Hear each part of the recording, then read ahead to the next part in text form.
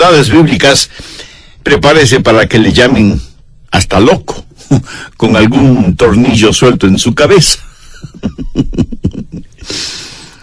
Mi amigo, el plan de Dios que comenzó en Génesis llega a su culminación en Apocalipsis. En Génesis tenemos la creación de cielos y tierra. En Apocalipsis vemos la creación de nuevos cielos y nueva tierra. En Génesis tenemos el paraíso perdido y en Apocalipsis el paraíso reencontrado.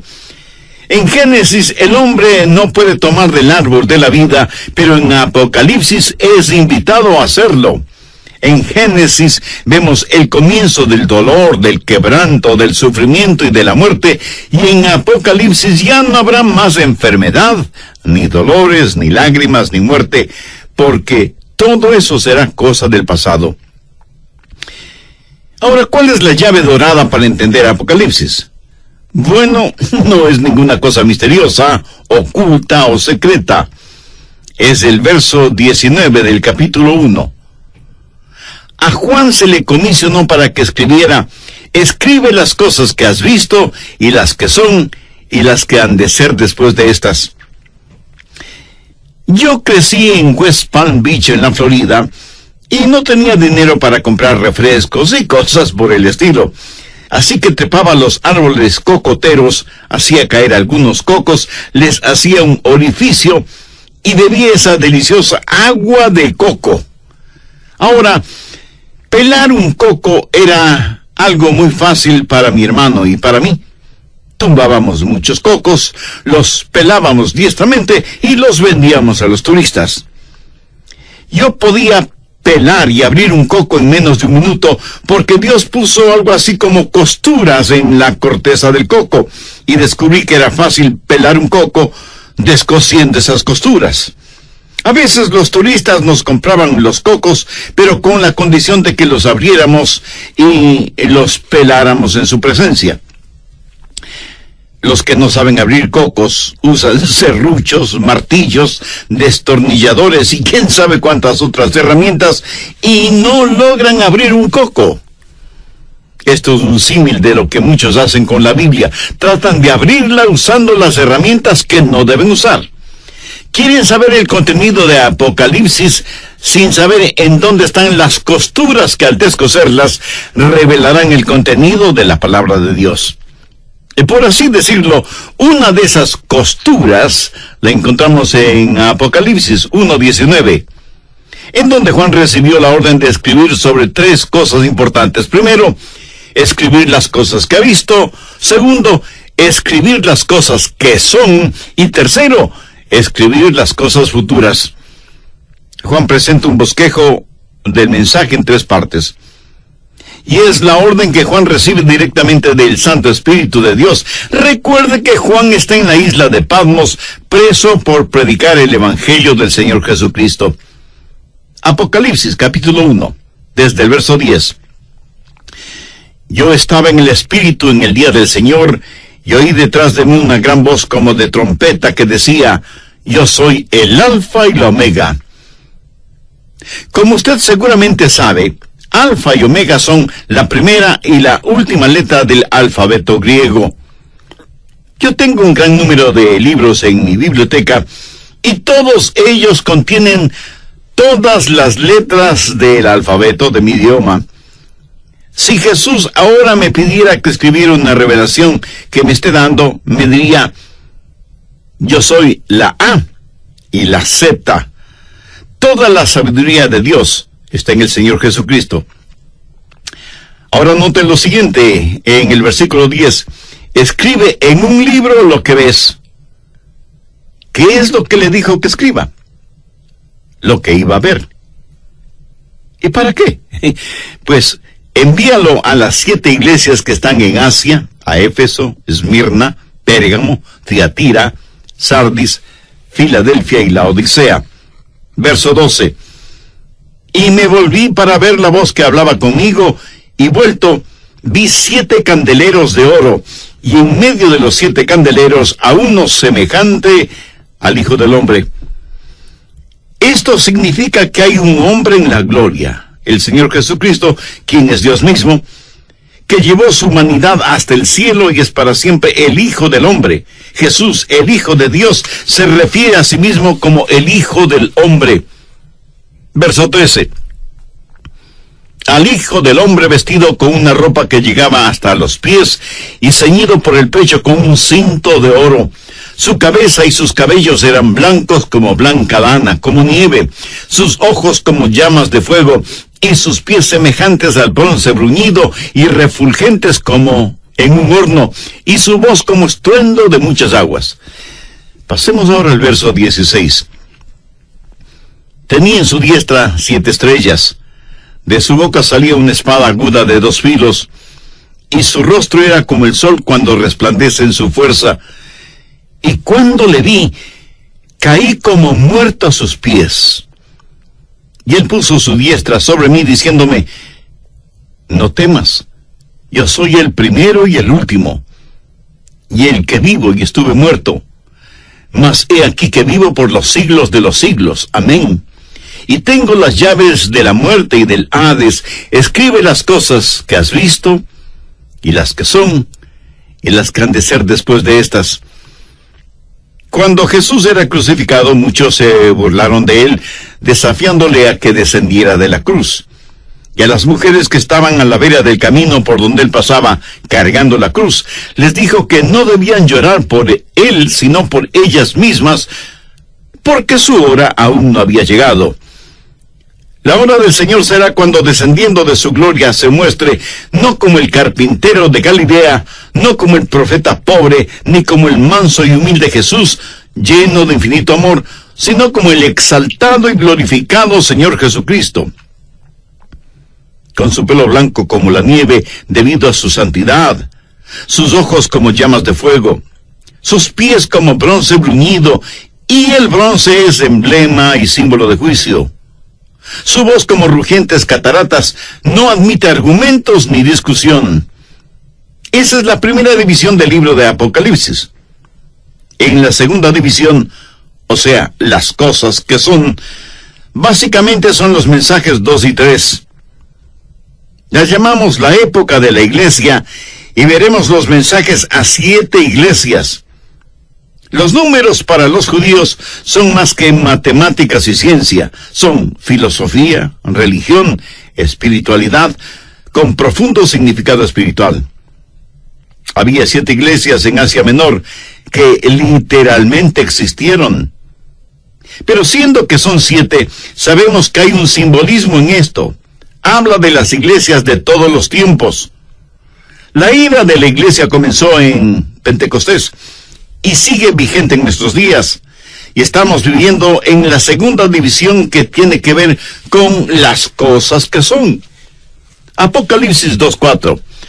Dios le dice a la iglesia en Éfeso: pero tengo contra ti que has dejado tu primer amor.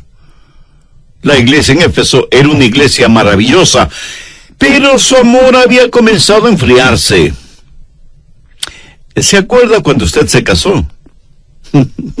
¿Se acuerda de su luna de miel? Después de años de casados, siguen viviendo en su luna de miel. Si es que usted no ama a su esposa más de lo que la amaba en la luna de miel, quiere decir que la ama menos.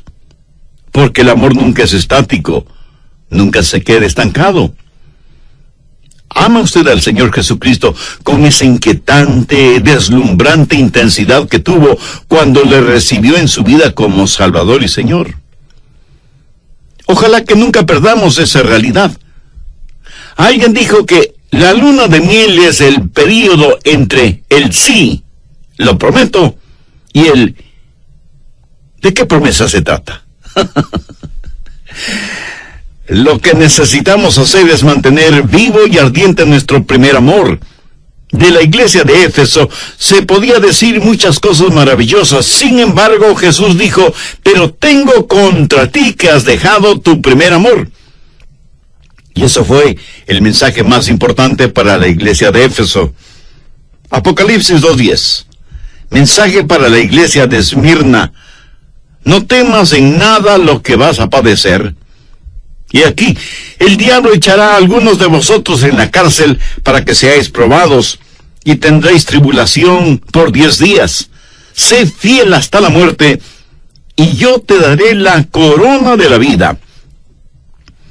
Esta es una iglesia que conocería el sufrimiento, y toda genuina iglesia del Señor sabe lo que es sufrir por causa de su nombre, porque contrariamente a lo que se predica desde muchos púlpitos hoy en día, cuesta el servir al Señor. A veces nos puede costar la vida. No piense que una vez que es salvo o salva, está en camino hacia el éxito, la popularidad y la prosperidad financiera. De ninguna manera. El Señor está enseñando aquí que nosotros, en esta época de la iglesia, estamos en peligro de dejar de perder nuestro primer amor y necesitamos enfrentar el hecho de que sufriremos persecución. Luego viene el mensaje a la iglesia de Pérgamo. El verso 14 epitomiza lo que estaba mal en la iglesia de Pérgamo. Escúchelo.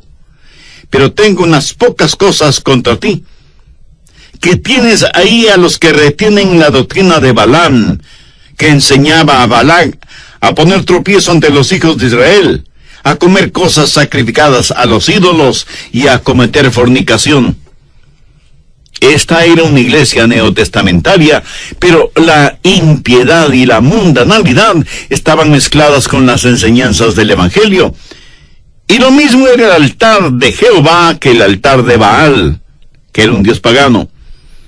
Y eso mismo es lo que está sucediendo en muchas iglesias en la actualidad. En muchas iglesias se justifica el aborto indiscriminado y muchos llamados reverendos pontifican acerca de la conveniencia de eliminar bebés mediante el aborto.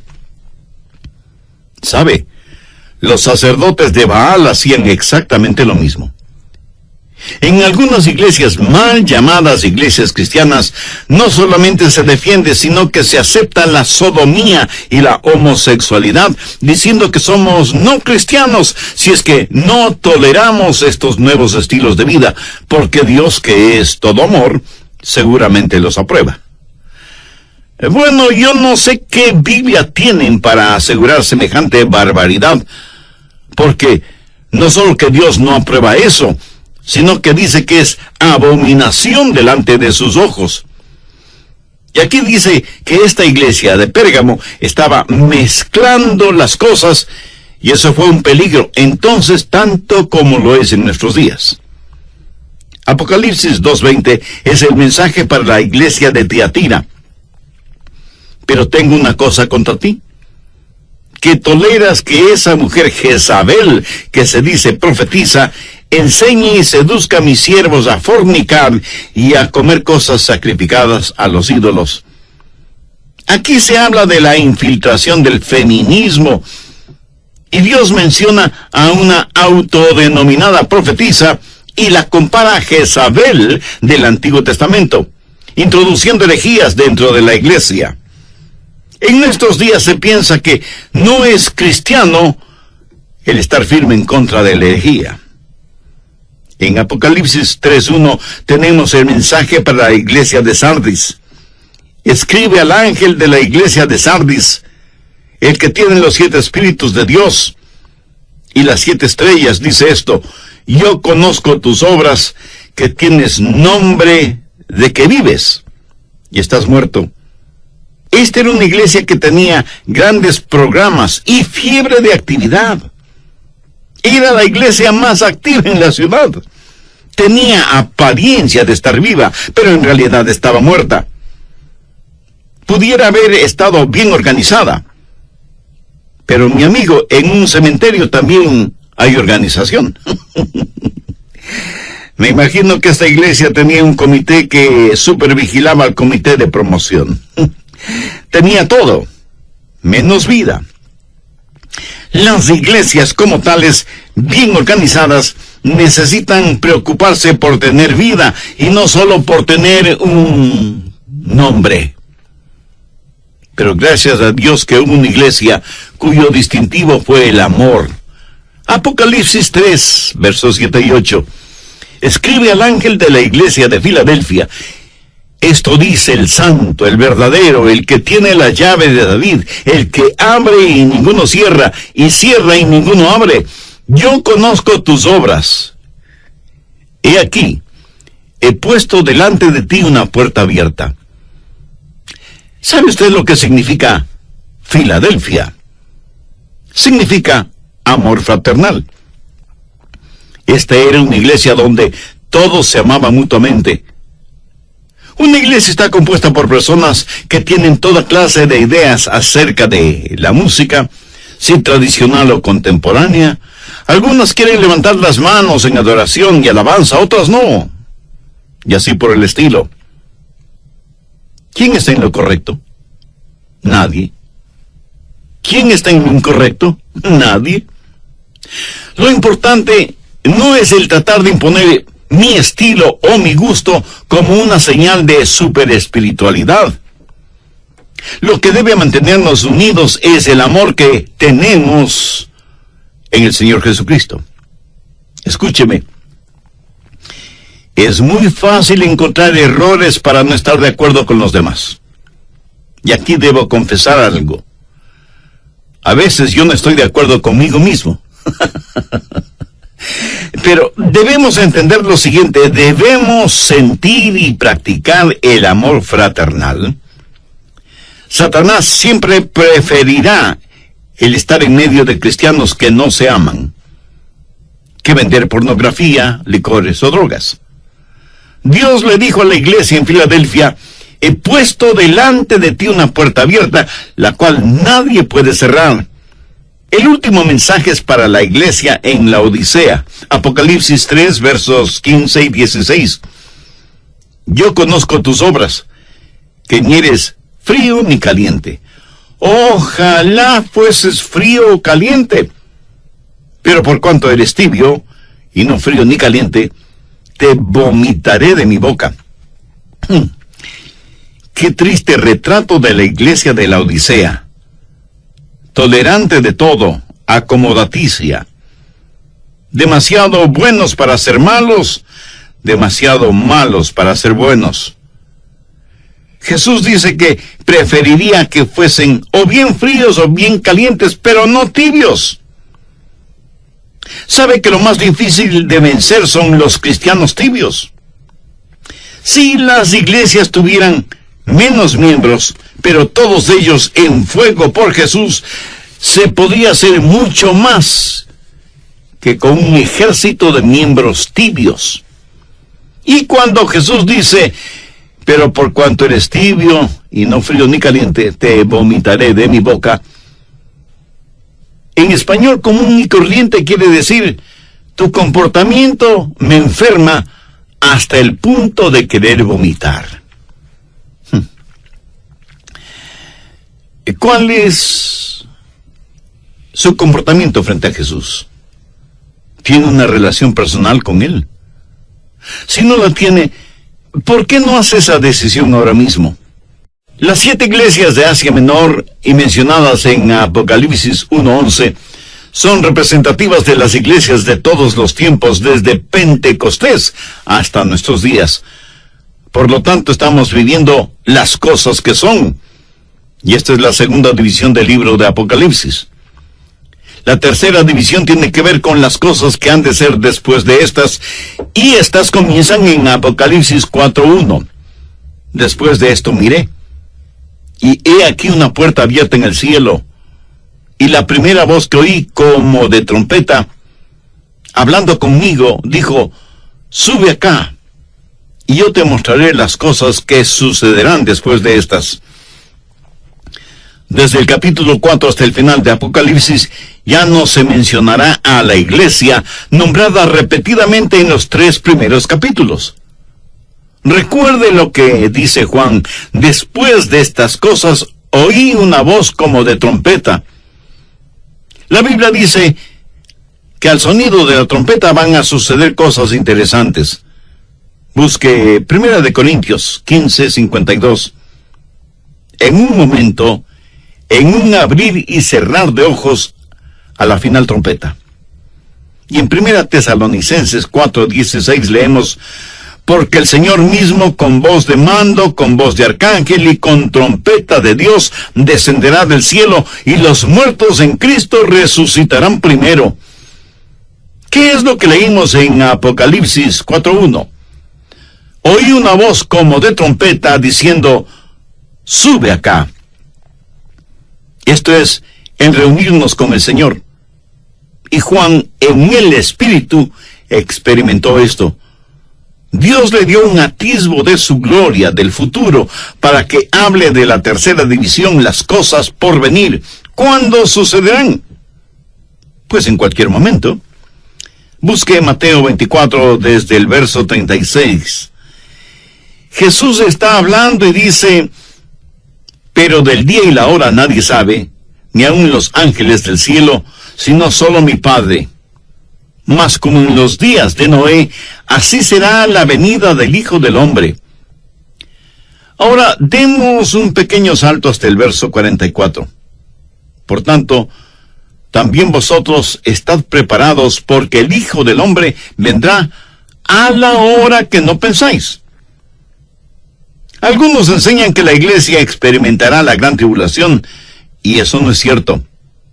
Por el contrario, dice que todo será como en los días de Noé, cuando todos se dedicaban a cosas cotidianas, no necesariamente buenas o encomiables, hasta que súbitamente y en forma cataclísmica vino el diluvio y se los llevó a todos. Si yo supiera que Jesús viene al final de la tribulación, sabría exactamente hasta la hora de su venida. ¿Por qué? Porque la tribulación durará 7 años. Podría estar contando los días, y en vez de mirar por Jesús, podría estar mirando por el anticristo, si es que estuviera esperando ver señales en vez de esperar a Cristo. Pero la Biblia enseña que al final de la era de la iglesia, en cualquier momento, el Señor puede venir, que la trompeta sonará, y que Jesús llamará a los suyos para que estén con Él. Apocalipsis 4:1 es el comienzo de la tercera división, o sea, las cosas que sucederán después de estas. ¿Qué sucederá después del rapto? Escúcheme, cuando la iglesia sea quitada de la tierra, la sal y la luz desaparecerán. El Espíritu Santo se apartará. Y la bestia que sale del mar, el anticristo, será presente. Y será el tiempo de la gran tribulación. Apocalipsis 6:17. Porque el gran día de su ira ha llegado, ¿y quién podrá sostenerse en pie? La tribulación es la ira de Dios derramada sobre la tierra, y la Biblia dice concerniente a la iglesia que Dios ha determinado que su ira no será sobre aquellos que son salvos mediante el Señor Jesucristo. Dios nunca derramará su ira sobre sus hijos. Y como hijos somos el objeto de la disciplina de Dios, pero jamás de la ira de Dios. La ira de Dios es solo para aquellos que han rechazado al Señor Jesucristo. Después del rapto vendrá el gran día de la ira de Dios. ¿Y quién podrá sostenerse en pie frente a la ira divina? Busque Apocalipsis 9:6. Y en aquellos días los hombres buscarán la muerte, pero no la hallarán, y ansiarán morir, pero la muerte huirá de ellos. Lo que nosotros ahora llamamos muerte será un descanso y un alivio frente a los horrores de la tribulación, que será un tiempo terrible que durará 7 años. Qué triste el día cuando se escuche el llanto, la angustia, la desesperación de los perdidos, cuando sepan su destino. E implorarán a las rocas y a las montañas que les sepulten, y orarán, pero será demasiado tarde. Si en la primera venida de Jesús usted no se salva, en la segunda venida usted ciertamente será condenado. El rapto es el primer paso de las cosas que serán. Segundo, al ya no estar el Espíritu Santo y la iglesia en el mundo, la corrupción moral y las tinieblas espirituales serán evidencia de la gran tribulación. ¿Cuándo terminará la gran tribulación? Recuerde que durará 7 años. Por el libro de Daniel y del Apocalipsis, sabemos que este período de 7 años terminará con la batalla de Armagedón. Anote Apocalipsis 16:16. Y los reunió en el lugar que en hebreo se llama Armagedón. Armagedón actualmente significa el monte de Megiddo, que es un lugar en la planicie de Jezreel. Algunas de las batallas más decisivas de la historia se han desarrollado en ese lugar, y muchos de los famosos. Y este será el lugar en donde la bestia, el anticristo, el hombre de pecado, el hijo de perdición, hará su último esfuerzo con su ejército mundial para enfrentar al pueblo de Dios, los judíos, y tratar de apoderarse de Jerusalén, la ciudad dorada, que es la ciudad que se ha transformado en el centro de atención mundial. El anticristo será el supremo comandante del ejército global de todas las naciones que bajo el pretexto de paz mundial unilateralmente desarmará a todas las naciones para concentrar todo el poder militar bajo su mando para la gran batalla final, la de Armagedón. Busque Apocalipsis 19:19. Y vi a la bestia, a los reyes de la tierra y a sus ejércitos reunidos para guerrear contra el que montaba el caballo y contra su ejército. ¿Cómo se peleará esta batalla? Jesucristo va a destruirlos con el espíritu de su boca. Apocalipsis 19, los versos 11 y 12. Entonces vi el cielo abierto, y he aquí un caballo blanco, y el que lo montaba se llamaba Fiel y Verdadero, y con justicia juzga y pelea. Sus ojos eran como llama de fuego, y había en su cabeza muchísimas diademas, y tenía un nombre escrito que ninguno conocía sino él mismo. Sabía que hay una ley física que dice que ningún recipiente puede llevar más que la capacidad del recipiente. Piénselo, no es tan difícil entenderlo, aunque parezca un poco complicado. Ahora escúcheme atentamente. Dios es mucho más grande que su capacidad mental. Y estoy muy agradecido a Dios de que Él sea así. De otra manera, yo no tendría ninguna confianza en un Dios al que pueda entender o controlar. Espero que me haya entendido. Dice que tenía un nombre que solo Él conocía. Continuemos leyendo los versos 13 y 14. Estaba vestido de una ropa teñida en sangre, y su nombre es el Verbo de Dios. Y los ejércitos celestiales, vestidos de lino finísimo, blanco y limpio, le seguían en caballos blancos. ¿Quiénes forman estos ejércitos celestiales? Los santos de todos los tiempos, transformados a semejanza de Jesucristo, vestidos con lino finísimo. Nosotros, sus santos, venimos con Él, con quien hemos tenido una luna de miel por 7 años, mientras las llamas de la tribulación calcinaban la tierra. Entonces Él viene para la batalla de Armagedón, cuando los hombres mortales y el Dios inmortal se enfrentarán, y esa batalla será ganada con su palabra. La Biblia dice que Él destruirá la bestia con la espada que sale de su boca, o sea, con su palabra. Ahí estará el anticristo con sus sofisticadas y supermodernas y tecnológicamente insuperables armas propias de una película de ciencia ficción. Y aquí vienen los ejércitos celestiales. Y en el momento preciso, el Señor hablará y eliminará a sus enemigos para siempre. La Biblia dice en Hebreos 4:12, porque la palabra de Dios es viva y eficaz y más cortante que toda espada de 2 filos. ¿Cuáles son las cosas que hemos visto? A Cristo glorificado. ¿Cuáles son las cosas que son? La era de la iglesia. ¿Cuáles son las cosas que serán? Primero, el rapto, luego la tribulación, después la batalla de Armagedón. ¿Qué sucederá después del Armagedón? El milenio, o sea, el reino de Dios en la tierra por 1000 años. Busque, por favor, Apocalipsis 26. Bienaventurado y santo el que tiene parte en la primera resurrección.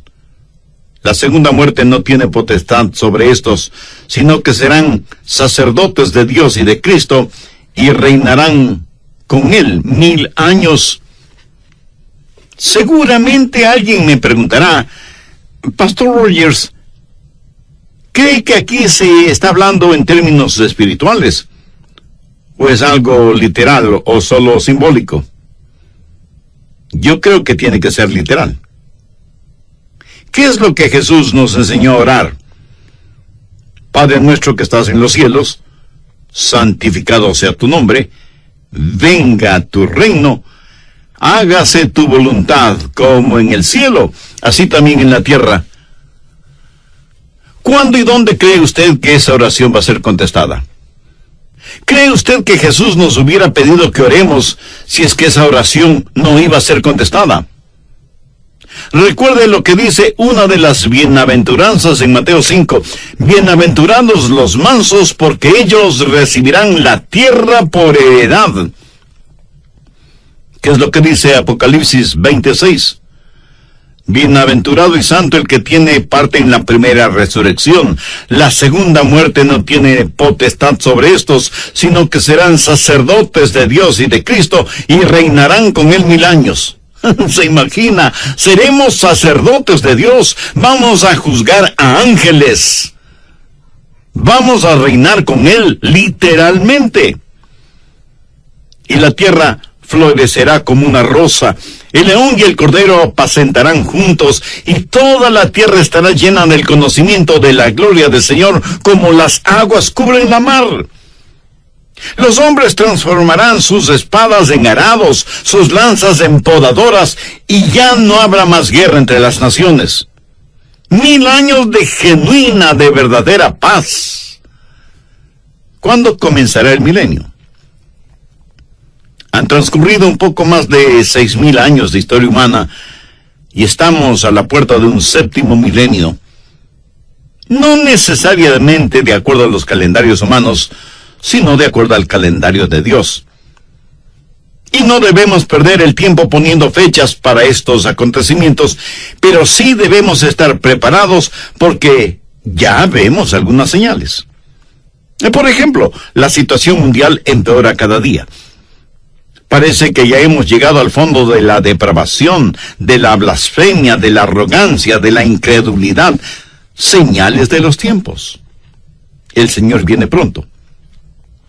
Busque Apocalipsis 20, los versos del 11 al 15. Y vi un gran trono blanco y al que estaba sentado en él, delante del cual huyeron la tierra y el cielo, y ningún lugar se encontró para ellos. Y vi a los muertos grandes y pequeños de pie ante Dios, y los libros fueron abiertos. Y otro libro fue abierto, el cual es el libro de la vida. Y fueron juzgados los muertos por las cosas que estaban escritas en los libros según sus obras. Y el mar entregó los muertos que había en él, y la muerte y el Hades entregaron los muertos que había en ellos, y fueron juzgados cada uno según sus obras. Y la muerte y el Hades fueron lanzados al lago de fuego. Esta es la segunda muerte. Y el que no se halló inscrito en el libro de la vida fue lanzado al lago de fuego. ¿Por qué Dios no juzga a los seres humanos tan pronto mueren? ¿Por qué esperar hasta después del milenio para juzgarlos? Porque sus obras no han madurado completamente. Tome, por ejemplo, al fundador de ese imperio de placer sexual conocido como Playboy. ¿Se puede imaginar cuántas mentes ha envenenado? ¿Cuántos hogares ha destrozado? ¿Cuántos hombres y mujeres han sido guiados hacia una vida de depravación sexual bajo el estandarte de la revolución sexual? Un día ese hombre morirá. Pero aquellos a quienes corrompió los incrédulos, los abominables y homicidas, los fornicarios y hechiceros, los idólatras y todos los mentirosos tendrán su parte en el lago que arde con azufre y fuego, que es la muerte segunda. La Biblia enseña que hay una categoría de vencedores y otra de los que sufrirán en el infierno. En la actualidad es falta de consideración hacia los demás el hablar del infierno. Se dice que hablar del infierno no es políticamente correcto, y muchos prefieren estar políticamente correcto ante los hombres, aunque estén incorrectos delante de Dios. De acuerdo a Apocalipsis 1:19, ¿qué es lo que se le dijo a Juan que hiciera? Escribe las cosas que has visto, y las que son, y las que han de ser después de estas. ¿Y qué es lo que vio? Vio al glorificado Salvador, que pronto regresará. Vio la era de la iglesia, comenzando en Éfeso y terminando con la Odisea. Y vio el rapto, la gran tribulación, la batalla de